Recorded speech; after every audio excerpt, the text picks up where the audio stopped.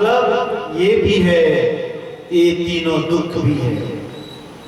और तीनों दुख ना ले तो दुख दुख का मतलब संसार दुख से व्याप्त है, ये भी कह सकते हैं। और दुख का मतलब समस्त दुख से। तो साहब ने उपाय क्या बताया फिर इसका? उपाय क्या है? कहते हैं तब बची हो जब राम ही जानी। राम को जानने के बाद ही इस दुख का समाधान है। अब इस शरीर में दो है, एक तो देह है, एक इसके अंदर रहने वाला देही है। एक शरीर है और इसके अंदर रहने वाला शरीरी है। एक तो ये पंच भौतिक शरीर है और इसके अंदर रहने वाली चैतन्य आत्मा है। अब मैं ये बोल रहा हूं उनकी, उस आत्मा, उस चैतन्य देव की उपस्थिति के कारण। और वही आत्मा अभी निकल जाएगा, अभी लुढ़क जाएगा, अभी की अभी। नकदी बात बता रहा। और कई ऐसे देखने को सुनने को मिलता है, पढ़ने को, कि फलाना फलाना जगह ऐसा हुआ, साहब एक साहब प्रवचन कर रहे थे और प्रवचन करते करते लुढ़क गए। अब क्या हो गया भाई? प्राण और पिंड का वियोग हो गया, शरीर और शरीरी का वियोग हो गया, देह और देही का वियोग हो गया। तो शायद कहते हैं दुख का कारण क्या है? दुख का कारण इस शरीर से तुम्हारा मोह है,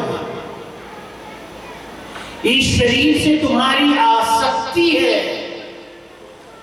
इस शरीर से तुम्हारा तादात्म्य है। और शरीर का मतलब इस शरीर और शरीर के साथ 5 ज्ञानेंद्रियां, साथ में मन। हमने अभी तक अपने आप को सिर्फ शरीर ही जाना है भाई, शरीर ही जाना। अपने को हम शरीर ही जानते हैं, अपना परिचय हम शरीर के रूप में देते नहीं। बताओ, आपको कोई पूछे आप कौन हो, तो सबसे पहले अपना नाम बताते हो। मैं फला, मैं अरुण कुमार। ये अरुण कौन है भाई? चैतन्य का नाम है, आत्मा का नाम है, वो तो अनामी, उसका तो कोई नाम नहीं है। और जो थोड़े बहुत हम कुछ कहते हैं वो सिर्फ उसका संकेतक है, संकेत करने के लिए बस। लेकिन वो अनामी है, अनामी। कहते सूफी परंपरा में अल्लाह के 100 नाम गिनाए जाते हैं, कहते अल्लाह के 100 नाम, लेकिन क्यों गिनने पर 99 ही आता है, 99 ही आता है। तो लोगों ने कहा भाई ऐसा क्यों? क्योंकि उसका कोई नाम ही नहीं। अब ये जितने नाम हैं सिर्फ उसके संकेतक, कुछ कहने के लिए, कोई परिचय के लिए, कुछ बताने के लिए कह दिया जाता है, लेकिन उसका कोई नाम नहीं हो सकता। और जिसका कोई नाम नहीं हो सकता इसलिए ये भी कहते हैं और सब नाम उसका कोई नाम नहीं हो सकता। तो अगर हम ये कहें अपने आप को कि मैं अरुण कुमार हूं, तो ये उसका नाम नहीं है, ये शरीर का नाम है। मदालसा ने अपने पुत्रों को यही उपदेश किया।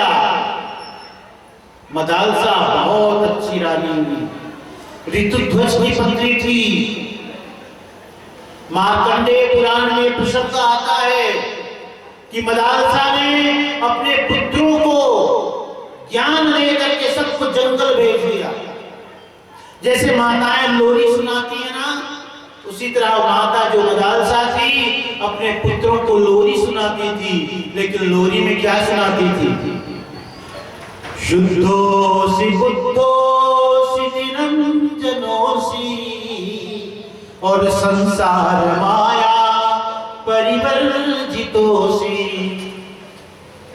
शुद्धोसि बुद्धोसि निरंजनोसि और संसार माया परिवर्जितोसि संसार स्वप्नम तजि मोह निद्रा और मदाल सावाच मुहाच पुत्र। अपने पुत्रों को मदालसा इसी तरह लोरी सुनाती थी, हे पुत्र तुम शुद्ध हो, तुम बुद्ध हो, तुम निरंजन हो, निर्लेप हो, अंजन से नहीं, तुम्हारे में किसी प्रकार का अंजन नहीं, कोई लेप नहीं, न माया का न छाया का, किसी का लेप नहीं, तुम निरंजन। संसार सपनम, ये संसार स्वप्न की भांति है। जैसे सपना हम देखते हैं, सपने में हम धनी आदमी बन गए, अमीर बन गए, जवान बन गए, नौकरी वाला बन गए, पैसे वाला, गाड़ी मोटर बंगला वाला, लेकिन नींद टूटी, फिर वही की वही खाट है, वही की वही चादर है, गद्दे है, वही का वही मकान। ऐसे ही संसार है, थोड़ी देर के लिए सब चकाचक चकबक है, बाकी कुछ है नहीं। संसार सपनम स्वप्नम तज मोह निद्रा। हे पुत्रों, हे पुत्र, जिसको लोरी सुनाती थी मदालसा माता मदालसा कहती, हे पुत्र ये संसार स्वप्न की भांति है, तज मोह निद्रा, तुम मोह की नींद से जागो, त्यागो मोह की नींद को। इस तरह अपने पुत्रों को जगाती थी, उठाती थी। उसी में ये बात कहती है, बड़ी सुंदर सुंदर उसने उपदेश दिए। उन्हीं उपदेशों में एक उपदेश ये भी है आगे, तुम्हारा कोई नाम नहीं है। ये जो नाम तुम्हारा दिया गया है, ये सिर्फ संसार के व्यवहार को चलाने के लिए है। हाँ, उसके 3 पुत्र हुए, उसके पति ऋतुध्वज, राजा ऋतुध्वज ने बड़े सुंदर सुंदर नाम रखे। एक का नाम था अरिमर्दन, एक का नाम था सुबाहु, एक का नाम था विक्रांत। तो हंसती हुई मदालसा कहती है, राजन इतने अच्छे अच्छे नाम रखे हो, कोई जरूरी थोड़े है अच्छा नाम होए तो काम भी अच्छा होए, अच्छा नाम होए तो काम भी अच्छा होए, कोई जरूरी थोड़े है। अब एक आदमी का नाम ठन पाल था। क्या था? ठन पाल।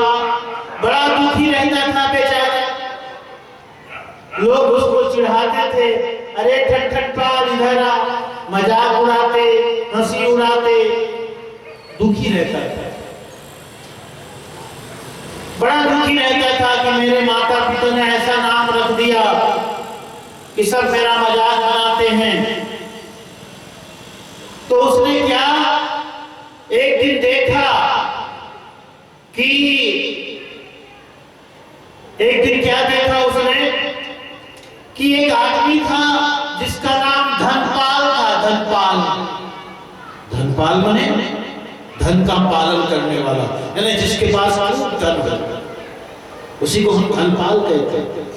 तो धनपाल, अब वो कैसे देखा उसको, देखा कि एक आदमी भीख मांग रहा है घर घर जा करके। उसने ऐसे ही पूछ दिया, अरे भाई कहां से आए हो, क्या नाम है तुम्हारा?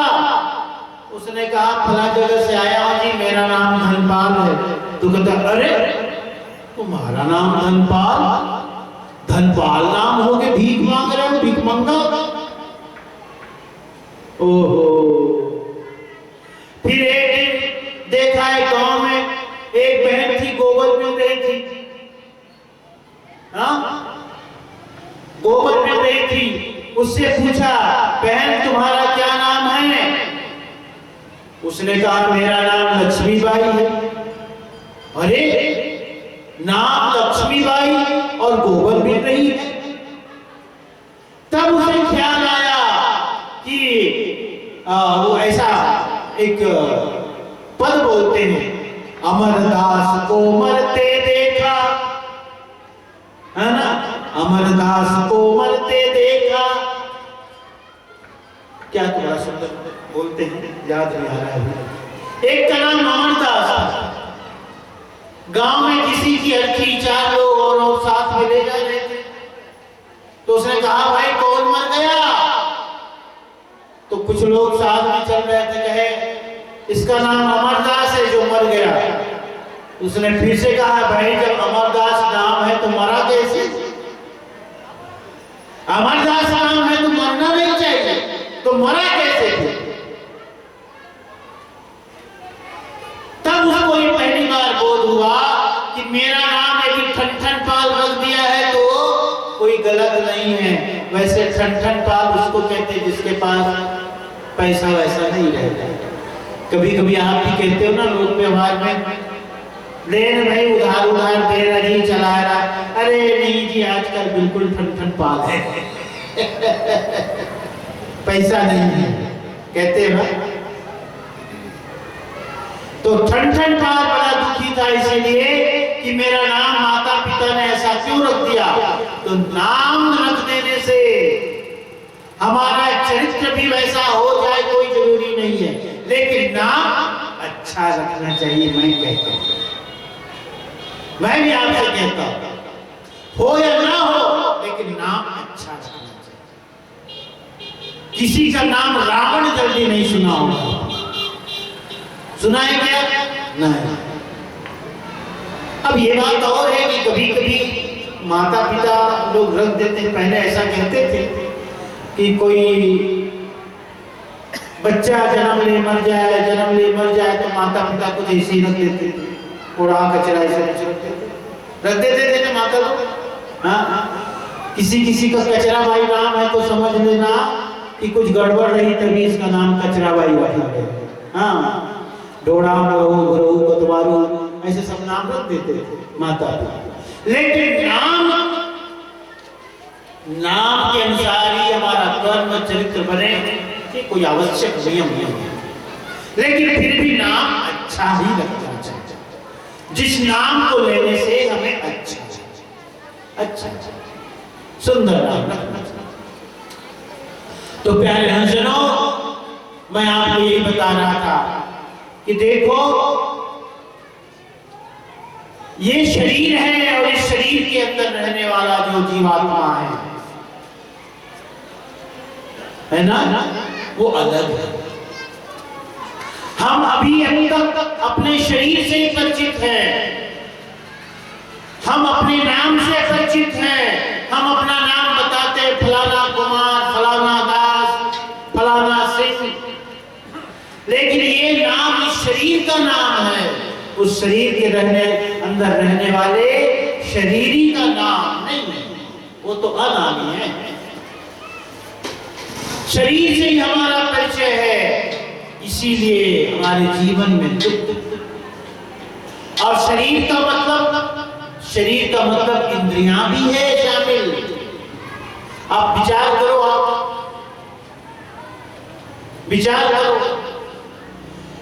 5 ज्ञानेंद्रियों के लिए हम कितनी मेहनत करते हैं, इनकी भूख को मिटाने के लिए, इनकी चाहना को मिटाने के लिए। सदगुरु कबीर साहब ने एक बड़ा बढ़िया पद गाया है, कहा है, कहते हैं संतों घर में झगड़ा भारी, हे संतों घर में बहुत झगड़ा है, बहुत लड़ाई विवाद है। और आगे साहब क्या कहते हैं, न्यारो भोजन चाहे पांचों अधिक स्वाद। संतों घर में झगड़ा भारी, 5 ढोटा एक नारी। 5 ढोटा माने पुत्र और एक नारी माने पत्नी, कुमति की पत्नी। और 5 ढोटा 5 पुत्र, और वो 5 पुत्र कौन है? ये हमारे 5 ज्ञानेंद्रिय। एक तो है आंख, एक तो है नाक, एक तो है कान, है ना, एक तो हमारे त्वचा, हो गया ना। अब एक अंदर जीव मुख में, ये 5 ज्ञानेंद्रिय और सबके अपने अपने स्वाद है सबके। इसीलिए तो देखो ना सत्संग में कितने लोग बैठे और हंसी मजाक इकट्ठा हो रहे, यहाँ नाचा कूदा फांदा हो जाए, यहाँ तक जगह नहीं मिलेगी। मिलेगी क्या? वो क्यों होता है ऐसा? वो इसीलिए कि किसी न किसी इंद्रियों का भोजन है वो, हंसी हो, मजाक हो, ठट्ठा हो, नाच गान पेखन हो, तो हमारे इंद्रियों के लिए भोजन मिलता है। आंखों को अच्छा लगता है, कानों को अच्छा लगता है, श्रृंगार वाली बातें अच्छी लगती है, हमारे मन को अच्छा लगता है। इसीलिए हमने कहा, इसीलिए मैं कहता हूं सत्संग मनोरंजन नहीं है भैया, सत्संग तो मनोभंजन है। मन को तोड़ने के लिए सत्संग किया जाता है, मन को रंगने के लिए नाच पेखन किया जाता है। तब नाच पेखन बढ़िया गाना बजना हो जाए यहाँ पे तो देख लो इतनी भीड़, क्योंकि वो अच्छा लगे, आंखों को भी बढ़िया, कानों को भी बढ़िया, अंदर से रस मिलता, रस है ना, सुनने में रस मिल रहा है, देखने में रस मिल रहा है, तो हमें अच्छा लगता। अब यहाँ तो कुछ है न नाच गाना है न कुछ। अब ये थोड़ा वो ढोलक पे की बजता है, वो भी दूसरे ढंग से। यहाँ कोई श्रृंगारिक भजन गीत चले तब भी उसमें लोगों को रस मिले, ऐसा तो कुछ नहीं है। यहाँ तो आपके मन तोड़ने के ही पद गाए जाते हैं, भजन गाए जाते हैं। यहाँ तो कहा जाता है मन की तरंग मार लो बस हो गया भजन, आदत बुरी सुधार लो बस हो गया भजन। मन की तरंग मार लो बस हो गया भजन, आदत बुरी सुधार लो बस हो गया भजन। अब यहाँ तो ये गाया जाता है, मन की तरंग को मारने की बात बताई जाती है। इसीलिए सत्संग के श्रोता कम होते हैं, कम होते हैं सुनने वाले। मन का जहां रंजन हो वहां कौन आएगा? मन का रंजन जहां हो वहां बहुत आते हैं, क्योंकि उसी के खरीदार इस जगत में जाता है। तो शरीर और शरीर की इंद्रियों में, इंद्रियों के प्रति इंद्रियों की आसक्ति विषयों में है। उन इंद्रियों की आसक्ति विषयों में होने के कारण शरीर से हम परिचित हो पाते हैं और यही हमारे दुख का कारण है। साहब ने क्या कहा? जो शरीर के प्रति तुम्हारी आसक्ति है, मन इंद्रियों के प्रति तुम्हारी आसक्ति है, यही दुख का कारण है, यही है दुख का कारण और कोई भी। इससे तुम ऊपर उठ जाओ, शरीर को छोड़ो, इंद्रियों को छोड़ो, मन को छोड़ो और इस खोल के अंदर जो चैतन्य है उसे जानो, उसे जानो, उस सत्य को जानो, उस निराकार को जानो, उस अविनाशी को जानो, उस राम को जानो, उस नाम को जानो, उस सत्य नाम को जानो, उस नाम को, उस राम को जब जान जाओगे तो तुम्हारे दुख का समाधान हो जाएगा। देखो शायद उपाय बताया, तब बची हो जब राम ही जाने। जब तक शरीर और इंद्रियों और मन के प्रति तुम्हारी आसक्ति है, तब तक ये सुख दुख तो लगा रहेगा, दुख जीवन में रहेगा ही रहेगा।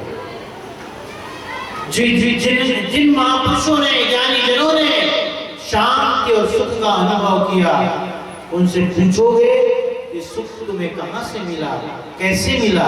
एक ही बात कहेंगे, क्या कहेंगे? बस मेरी तरफ मौन हो जाओ, स्वस्थ हो जाओ, स्व में स्थित हो जाओ, अपने आप में स्थित हो जाओ, स्वयं को जान जाओ। यही उपदेश है,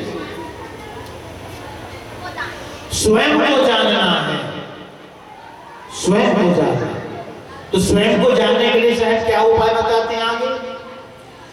बहुत दुख की ठानी, तब बची हो जब राम ही जानी, और राम ही जानी युक्ति जिन करही, युक्ति उते फत्ता नहीं पड़े। उस राम को जानने का उपाय करोगे भाई, तब बात बनेगी। और राम को जानने का उपाय क्या है? यही जो आपकी समिति वालों ने किया, यही उपाय है, यही सत्संग, ज्ञानी जनों का संग, गुरुजनों का सानिध्य, महापुरुषों की संगति, उनके पास बैठो और इसको समझो कि मैं कौन हूं, शरीर क्या है। कोहम कहतुम कुत आयात, कामे जननी कोमे तात। मैं कौन हूं, तुम कौन हो, हम कहां से आए, कौन मेरी मां, कौन मेरे पिता, मुझे क्या करना है, जीवन का प्रयोजन क्या है? चिंतन। ये चिंतन का अवसर रूप सत्संग है, अवसर रूप सत्संग है। इसीलिए मैं कहता हूं, संतों की वाणी दर्पण की भांति है, संतों का उपदेश दर्पण की भांति है। जो तुम बैठे बैठे संतों की वाणी रूपी दर्पण में, उपदेश रूपी दर्पण में स्वयं को परखते हो, स्वयं को आंकते हो, स्वयं को जांचते हो, स्वयं को का निरीक्षण करते हो, निरीक्षण करते हो कि साहब जो बोल रहे हैं उससे अपने शरीर से, अपने व्यवहार से, अपने चिंतन से मिलान करके बैठे बैठे सब चलता रहता है। ऐसा नहीं, उसी का नाम गुनना है। संत जन कहते ना, सुनो मत, मात्र सुनो मत, गुनो भी। गुनने का मतलब है जो संत जो उपदेश कर रहे हैं, उस उपदेश से अपने आप का मिलान करो, अपने आप का निरीक्षण करो, अपने आप का परीक्षण करो। देखो वाणी रूपी दर्पण में स्वयं की कमियों को देखो, गलतियों को देखो और मिलान करके महसूस करो, स्वीकार करो कि हाँ ये मुझ में गलती है, ये मुझ में भूल है, ये मुझ में कमी है। मानो भी बहुत लोग ऐसे होते हैं जो गलतियों का पता तो उन्हें होता है लेकिन मानते नहीं, और मानते इसलिए नहीं कि अगर मैं ऐसा मानूंगा तो छोटा हो जाऊंगा। अहंकार मानने नहीं देता कि मेरे से गलती हुई, मैं बड़ा आदमी, मैं नाम वाला आदमी, और मुझसे गलती हो गई, अगर मैं सुधार करूं तो सबके सामने छोटा बन जाऊंगा, लोग तू तू करेंगे। नहीं, मुझे गलती स्वीकारना नहीं, पता है उसे, जानता है भीतर से गलती मुझसे हुई है, लेकिन स्वीकार नहीं कर सकता, अहम के कारण, अभिमान के कारण। प्यारे सुनो, तो सत्संग क्या है? यही उपाय है उस नाम को जानने का, उस अविनाशी तत्व को जानने का, उस देही को जानने का, उस चैतन्य को जानने का, उसे जानना, उसे जानना पड़ेगा। कहते हैं ना, वाल्मीकि जो थे, जिसका नाम रत्नाकर डाकू था, रत्नाकर डाकू को नारद ने पूछा था, अरे भाई ये जो तुम पाप कर्म करते हो इसके हिस्सेदार परिवार वाले भी है कि नहीं है? तो कहते हैं क्यों नहीं होंगे, क्यों नहीं होंगे? हम कमा के यहां से ले जाते हैं, लूट बांट करके ले जाते हैं, छिनैती करके ले जाते हैं, तो सब लोग मिल बांट के खाते हैं। तो यदि पाप है ये, तो सभी लोग हिस्सेदार क्यों नहीं बनेंगे? पूछने भी गया था, और जब पूछने गया तो सबसे पहले पत्नी से पूछा। हाँ, कहीं पूछा उसने, अरे भगवान सुनो, एक बात बताओ, क्योंकि पत्नी ने कहा था, अरे आज जल्दी आ गए, क्या बात हो गई? उसने कहा वो तो सब मैं बात तो बताऊंगा, एक बात पहले तुम मुझे बताओ। क्या? एक बात बताओ मुझे, मैं जो भी कमा के लाता हूं, पाप करके पुण्य करके कुछ भी, चलो थोड़ी देर के लिए ही जानो कि मैं पाप कर्म करके लाता, उसके हिस्सेदार तुम होगे नहीं। पत्नी ने कहा, अरे मैं जब 7 फेरे तुम्हारे साथ लिया तो संकल्प लिया था तुम्हारे सुख और दुख में साथ दूंगी, साथ निभाऊंगी। मैंने कहा था क्या कि तुम्हारे पाप में भी मैं साथ दूंगी? कहा था? चुप रह गए। अब मुंह खुला का खुला रह गया वाल्मीकि का। अच्छा ये बात है, बस उत्तर मिल गया। वो लौटते लौटते पिताजी बैठे थे गुवाहाटी में, कह पिताजी एक बात तुम बताओ, मैं जो काम करके लाता हूँ, लूटपाट करके कुछ भी करके लाता हूँ, पाप कर्म करके, तुम उसके हिस्सेदार हो? पिता ने कहा, बेटा जब तुम छोटा था तो मैं जहां से भी लाया तुम्हारा पालन पोषण किया ना, कैसे भी करके मैं लाया, तुमको छोटा से बड़ा किया, उसका हिस्सेदार तुम्हें बनाया नहीं बनाया। आज मैं तुम्हारे बालक जैसा हो गया, तुम्हारे बच्चे जैसा हो गया, मैं तुम पर आशिक हो गया, और पुत्र होने के नाते तुम्हारा धर्म है, कर्तव्य है कि मेरा पालन पोषण करो। तुम क्या करके लाते हो, कहां से लाते हो, पाप करके लाते हो, पुण्य करके लाते हो, इससे मुझे क्या मतलब, जो 2 जून की रोटी से मुझे मतलब। बस बस बस। वापस आया, नारद के चरणों में गिर पड़ा। नारद ने फिर एक बात फिर पूछता है वाल्मीकि, ठीक है तुमने तो कह तो दिया ये कर्म पाप कर्म है, तो पाप कर्म से छूटने का उपाय है कि बस बीमारी ही बताओगे, दवाई नहीं बताओगे? कह है दवाई, औषधि भी है। क्या है? औषधि है, राम का सुमिरन करो। राम का सुमिरन करने का क्या मतलब है? वही जो मैं आपको अभी तक समझाते हैं। सुमिरन का मतलब स्मरण, स्मरण का मतलब बोध, बोध का मतलब ख्याल। सदा ये ख्याल रहे कि मैं शरीर नहीं, मैं इंद्रियां नहीं, मैं मन नहीं, मैं किसी का पिता नहीं, किसी का पुत्र नहीं, किसी का पति नहीं, किसी की पत्नी नहीं, मैं शुद्ध बुद्ध अजर अमर अविनाशी तत्व हूं। सच्चा सुमिरन यही है। हाथ में माला लेके राम राम सुमरना कि कृष्ण कृष्ण सुमरना कि नाम नाम सुमरना, कोई भी सुमिरन हो, ये बाहरी सुमिरन, ये स्थूल सुमिरन है। सच्चा सुमिरन साहब ने भी कहा है, संध्या सुमिरन आरती भजन भरोसे दास, और मनसा वाचा कर्मना जब लग घट में श्वास। वहां भी शायद सुमिरन की बात करते हैं। तो सुमिरन क्या है? सुमिरन का मतलब स्मरण। सदा ये बोध रखो कि मैं जो दिखने में हूं वो मैं नहीं हूं, वो तो छूटने वाला है, जाने वाला है। मैं किसी का पिता नहीं, किसी का पुत्र नहीं, इंद्रियां नहीं, मन नहीं, शरीर नहीं, तो क्या हूं मैं शुद्ध बुद्ध अजर अमर अविनाशी तत्व।